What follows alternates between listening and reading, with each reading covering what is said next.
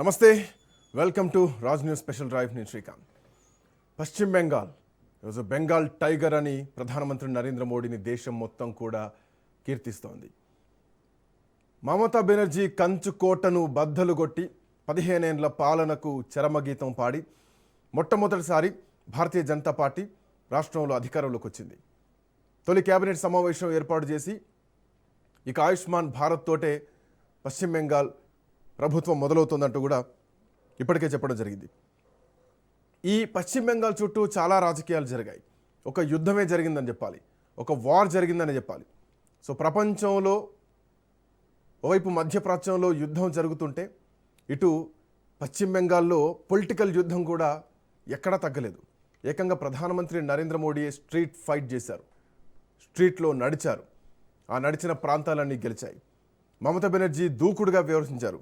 Even ఎన్నికలు అయిపోయే time, counting అవుతున్నటువంటి టైంలో కూడా చివరి వరకు విజయం మనదే అన్నటువంటి ధీమా వ్యక్తం చేశారు. గత ఎన్నికల్లో 77 స్థానాలను గెలిచినటువంటి భారతీయ జనతా పార్టీ ఈసారి ఏకంగా 129 స్థానాలను పెంచుకొని 206 స్థానాలకు ఎగబాకింది. ఓటు బ్యాంకును 34-35% నుంచి 10%కి పైగా ఓటు బ్యాంకు సాధించింది. 45%. టీఎంసీ ఓటు బ్యాంకు తగ్గిపోయింది, 40%కి చేరింది. గతంలో 216 స్థానాలు గెలిచి ప్రభుత్వాన్ని ఏర్పాటు చేసినటువంటి తృణమూల్ కాంగ్రెస్ పార్టీ ఈసారి భారీ దెబ్బతో 135 స్థానాలను కోల్పోయింది. కేవలం 81 స్థానాలకు మాత్రమే పరిమితమైంది. ఇంకా కాంగ్రెస్ పార్టీ గురించి అక్కడ చెప్పుకోవాల్సినటువంటి అవసరం కూడా లేదు. కేవలం 2 స్థానాలు మాత్రమే అక్కడ గెలిచింది. సో గతంలో ఆ మాత్రం కూడా గెలవలేదు. సో ఇట్లాంటి నేపథ్యంలో పశ్చిమ బెంగాల్లో భారతీయ జనతా పార్టీ ప్రభుత్వం వచ్చిన తర్వాత ఎట్లాంటి పరిణామాలు ఉండబోతున్నాయి? చాలా అంశాలు దీంట్లో ప్రధానంగా ఉన్నాయి.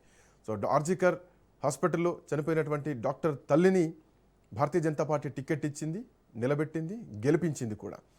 సో చాలా అంశాలు సెంటిమెంట్ సెంట్రిక్గానే నడిచాయి, చర్చలు నడిచాయి, ప్రచారాలు నడిచాయి.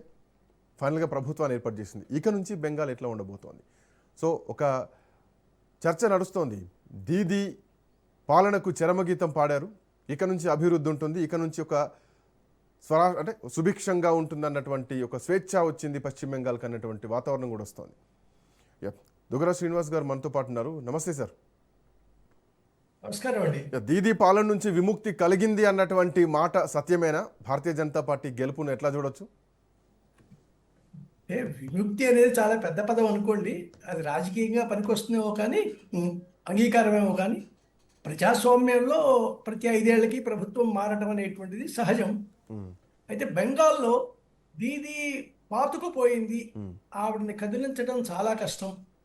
బెంగాలీ అభిమానం, బెంగాలీ భాషాభిమానం, సంస్కృత అభిమానం అంతా కూడా ఆవిడ పక్కన ఉంది. కాబట్టి మమతా బెనర్జీని ఓడించడం కష్టం అని నమ్మిన వాళ్ళలో నేను కూడా ఒకనండి.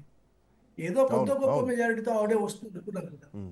అలాంటిది అసలు ఆవిడ ఎక్కడా కూడా ఒక సోదులో లేకుండా ఎన్నడూ లేనంత తక్కువ సీట్లకి ఆవిడని పరిమితం చేయడం అంటే ఇది చాలా గొప్ప విషయం. అంటే అలాంటి సందర్భంలో చూసినప్పుడు నిజమే ఆవిడ నుంచి విముక్తి ఇచ్చారు బెంగాలీ చెప్పవచ్చు.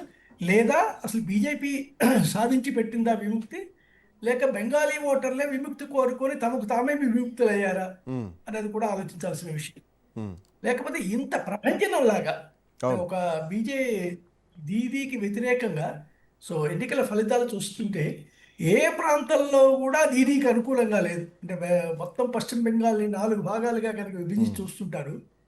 ఈ 4 భాగాల్లో ఏ భాగంలో కూడా ఆవిడకి సరైన మద్దతు లభించలేదు.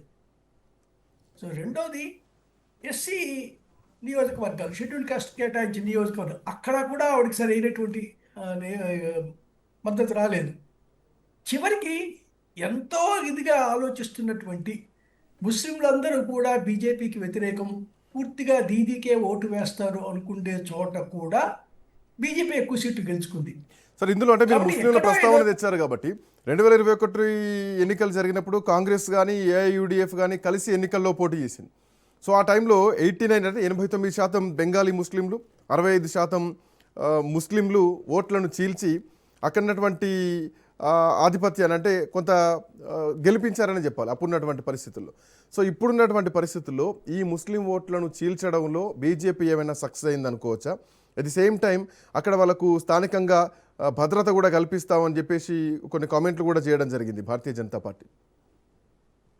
అంటే బహిరంగంగా బీజేపీ నాయకత్వం ముస్లిం అనుకూలమైనటువంటి ప్రకటనలు ఎన్నికల ప్రచారంలో కానీ ప్రసంగాల్లో కానీ చేయకపోయినప్పటికీ క్షేత్రస్థాయిలో మాత్రం వాళ్ళని అందుకోవటం కోసం వాళ్ళకి చేరడం కోసం ప్రయత్నాలు మాత్రం జరిగాయండి. అంటే చాలా సందర్భాల్లో చాలా చోట్ల వాళ్ళు వెళ్ళి ముస్లింలకు చెప్పింది ఏమిటంటే, మాకు భారతీయ ముస్లింతో మాకేమీ పేచీ లేదు, అవును. మీరు అనవసరంగా ఒక పొరపాటు చేస్తున్నారు, బయట నుంచి వచ్చినటువంటి ముస్లిమ్స్ని మీరు దగ్గరికి తీస్తున్నారు, లేదా మీ మసీదుల్లో కల్పిస్తున్నారా, మీ ఇళ్లలో వాళ్ళకి సౌకర్యాలు ఇస్తున్నారు. ఆ వచ్చినటువంటి వాడికి మీ మీద ప్రేమ లేదు, మన దేశం మీద ప్రేమ లేదు. వాడు ఏదైతే తప్పు చేసినా, ఒక బాంబు పేల్చినా, ఒక హత్య చేసినా ఈ మొత్తం కూడా మీ మీద పడుతోంది. అంటే భారతీయ ముస్లిమ్స్ భరించాల్సి వస్తుంది. ఈ విషయం గుర్తుపెట్టుకోండి. మీతో మాకు పేచీ లేదు, మీతో మాకు వైరం లేదు. మా యుద్ధం అంతా కూడా మేము చేస్తున్న రాజకీయ యుద్ధం కానీ, పాలనా పరంగా అది సర్వరాయ కానివ్వండి, సిఏఏ కానివ్వండి, ఎటువంటి పద్ధతిలో మేము చేసినా కూడా, మేము చేస్తున్నదంతా కూడా బంగ్లాదేశ్ నుంచి అక్రమంగా వలస వస్తున్నటువంటి ముస్లిమ్స్కు వ్యతిరేకంగా. వాళ్ళ వల్ల మీరే నష్టపోతారు. అంటే సంక్షేమ ఫలాలు ఏవైతే ఉన్నాయో, లేదా పథకాలు ఏవైతే ఉన్నాయో, వాటిల్లో మీకు రావాల్సిన లబ్ధి కూడా వాళ్ళు పొందుతారు. వాళ్ళతో మీరు పంచుకోవాల్సి ఉంటుంది. వాళ్ళంత క్షేమమైన వాళ్ళు కాదు. ఏ దేశం కూడా వాళ్ళని రానివ్వట్లేదు.